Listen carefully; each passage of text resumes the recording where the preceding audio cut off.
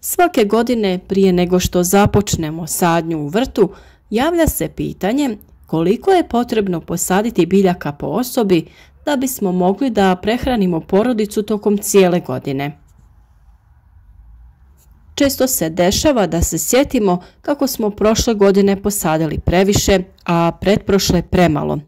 Zato je bitno odgovoriti na pitanje šta je sve potrebno uzeti u obzir prilikom planiranja sadnje kako bi napravili ispravnu računicu. Otežavajuća okolnost kod planiranja sadnje po osobi je to što je sadnja većim dijelom subjektivna i uključeno je mnogo faktora. Savjeti koje u nastavku donosimo da biste bolje isplanirali svoju baštu su odlična startna pozicija i olakšati će vam planiranje jer treba samo da ih prilagodite prema vašim potrebama, planovima i veličini vaše bašte. Kako bi uvijek bili u toku sa radovima u vrtu, zapratite naš kanal te obavezno kliknite i na znak zvonca pored kako bi dobili obavijest o svakom novom videu i na vrijeme odradili potrebne poslove u vrtu. Pa krenimo prvo sa tim koji faktori utječu na planiranje sadnje. Prvo je potrebno razmisliti o nekoliko faktora koji će utjecati na pravac planiranja i dati vam početne odgovore na pitanje koje biljke posaditi i koliko je potrebno biljaka po osobi. Šta moja porodica voli da jede? Upravo od ovog pitanja zavisi koje ćete biljke posaditi. Možda vaša porodica najviše voli da jede paradajz, a možda tikvice. Ukoliko vaša porodica ne voli bijeli luk, možda ih nećete saditi uopšte ili ćete umjesto 15 do 20 komada bijelog luka po osobi zasaditi samo 20 strukova za čitavu porodicu.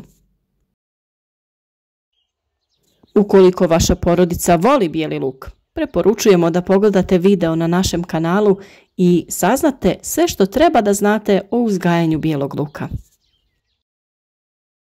Drugo pitanje je šta to moja porodica jede u većim količinama. Obavezno uzmite u obzir koja je omiljena hrana vaše porodice, koje biljke najčešće koristite da biste pripremili hranu, to jest vaše obroke. Sljedeći faktor je starost svakog pojedinog člana porodice. To je stvarno veoma bitno pitanje. Na primjer, dijete će jesti dosta manje, a tinejdžer će vam pojesti sve što imate u kuhinji. Dakle, prilikom pravljenja plana imajte uvijek na umu koliko je star svaki član vaše porodice. Jedan od vrlo važnih faktora jeste i to da li više volimo svježu sezonsku hranu ili također volimo i da sačuvamo hranu za kasnije. Ukoliko planirate da pravite zimnicu od određenog povrća, pogotovo od paradajza i paprike, vjerovatno ćete željeti da ih posadite više nego što su preporuke. Osim toga, važno je da znate šta je isplatljivije gajiti, paradajz ili papriku. Ono sljedeće što morate znati jeste šta to možete uspješno da uzgajate u svom mjestu ili u situaciji u kojoj je vaša bašta. Pitanje podneblja gdje se nalazite i koji su klimatski uslovi, te u kakvom je stanju vaša bašta, kakvo je zemljište i slična ta pitanja, definitivno će utjecati na odluku koje ćete biljke posaditi. U nekim područjima možemo ranije početi sa sadnjom, u nekima biljke do kasne jeseni mogu da budu u vrtu, tako da morate sve te klimatske uslove da uvrstite u pitanja koje će odrediti koje biljke i kada uzgajati. Koliko je velika parcela sa kojom raspolažete, također je vrlo bitna informacija. Sa jedne strane želite da gajite dovoljno biljaka za potrebe svoje porodice, Sa druge strane, možda to ne bude moguće zbog veličine bašte koju imate. Pa na primjer 30 repa ili cikli po osobi će zauzeti mnogo prostora. Možda nemate dovoljno veliku baštu za toliku količinu cikle, te je potrebno razmotriti koliko vam je ona važna ili neko drugo povrće, ne samo cikla. I da li je moguće da ga zamijenite sa nekim manjim koji će se uklopiti u veličinu vaše bašte, ali i nahraniti vašu porodicu.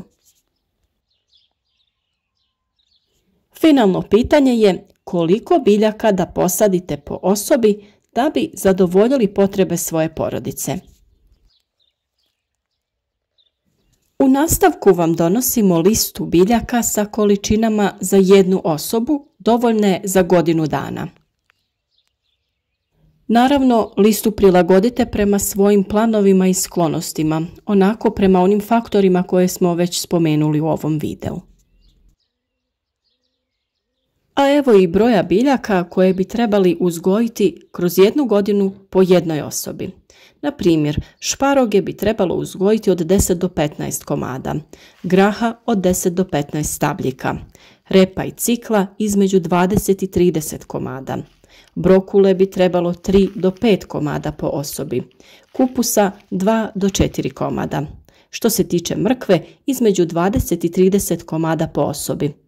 Karfiol kao i brokula 3 do 5 komada, celera također između 3 i 5 komada, kukuruza od 15 do 25 komada, krastavca opet između 3 i 5 komada, patliđan od 1 do 3 komada po osobi, bijelog luka nešto više između 15 i 20 komada po osobi, zelene salate 5 do 6 komada, dinje 2 do 3, crvenog luka opet malo više između 15 i 20 komada po osobi. Što se tiče graška, između 10 i 20 stabljika po osobi. Paprike između 3 i 5 komada, krompira 15 do 20 stabljika, tikvice 2 do 3 te 3 do 5 komada paradajza. Sve ove faktore koje smo spomenuli uključite i ozbiljno pristupite ovom planiranju. Na našem kanalu imate dosta savjeta o tome kako iskoristiti vaš prostor, kako isplanirati smjenu usjeva i plodored. Sve to je vrlo važno kada se planira vrt. Što se tiče voća, ono također može biti dio vašeg vrta i svakako bi trebalo biti.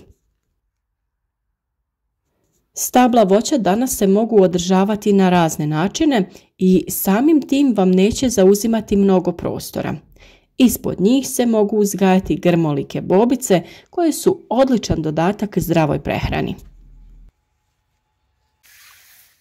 Sve o uzgoju voća i njihovom održavanju, kao i o uzgoju bobičastog voća, imate detaljno objašnjeno na našem kanalu, pa potražite i te savjete.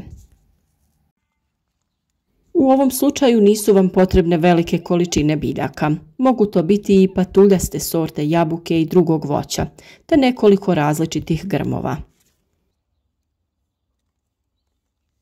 S obzirom da vrt mora imati određene uslove za pojedine biljke, stabla i grmovi će vam biti odlični saveznici za privlačenje korisnih kukaca poput pčela, te će vam pomoći i osigurati sjenu za biljke koje ne vole previše osunčan prostor.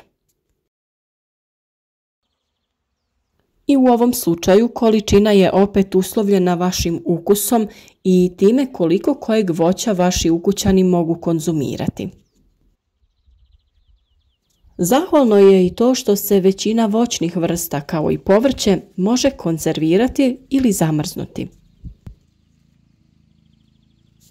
Ono što morate znati jeste to da održavanje i planiranje vrta nije mali posao, nego ipak iziskuje vrijeme i pažnju. No, zato smo mi tu da vam pomognemo. Na našem kanalu imate sve o vremenu sijanja sjemena, uzgoju presadnica i njihovoj sadnji na otvoreno, prirodnoj zaštiti i prihrani biljaka, tako da sve što vas zanima možete pronaći kod nas na našem kanalu. I mislim da je ponekad potrebno napomenuti da je praćenje kanala besplatno, a vi samo morate kliknuti na subscribe ili zaprati te kliknuti na zvonce pored kako bi dobili obavijest o svakom novom videu. Ako nam se sada pridružite, imati ćete tu privilegiju da tačno na vrijeme dobijete informacije o vašem sljedećem koraku u vrtu. Kada i kako, šta treba raditi. Lajkajte ili podijelite video koji vam se sviđa na vašim društvenim mrežama kako bi i drugi imali koristi od naših savjeta. U komentarima se družite s nama i drugim uzgajivačima i zaljubljenicima u uzgoj biljaka, a naravno za sve savjete također smo tu u komentarima ukoliko vam i dalje nešto nije jasno. Pišite nam i da li vi planirate broj biljaka koji ćete uzgajati i kako ih raspoređujete. Također pišite nam i od kud nas pratite i gdje vi to uzgajate biljke, jer nam je uvijek zanimljivo čuti kako se to radi u drugim krajevima svijeta.